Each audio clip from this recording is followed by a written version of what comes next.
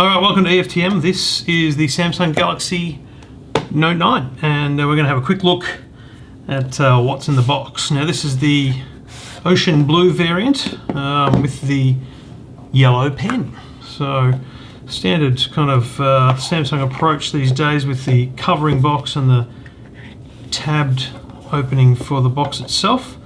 Galaxy Note 9 branding. Bits and bobs in here, including our SIM tray pin and a bunch of manuals and things. And there's the device itself in a lovely cover. I'll get to that in a sec. So we've got AKG headphones once again, pretty standard these days with Samsung products.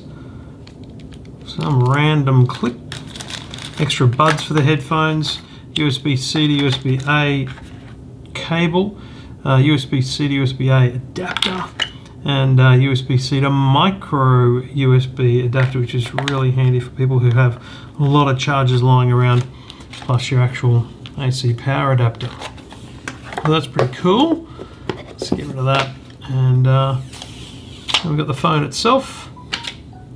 Get rid of the IMEI details and front cover as well, and then down the bottom here we have our yellow S Pen. So there you go, yellow S Pen, ocean blue Galaxy Note 9. You can see the fingerprint sensor now in a much more convenient spot.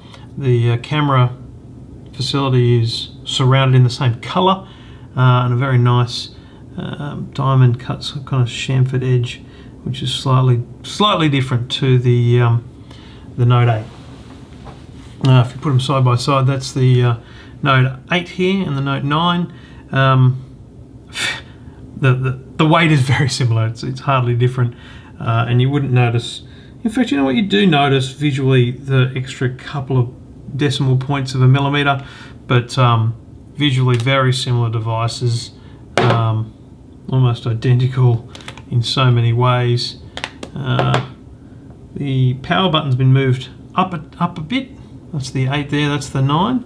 And on the other side, volume button's also been moved just slightly up. Ever so strange.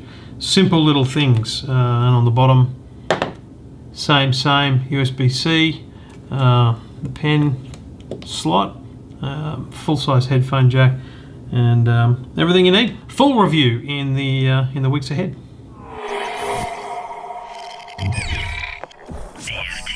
This is EFTM, everything for the man.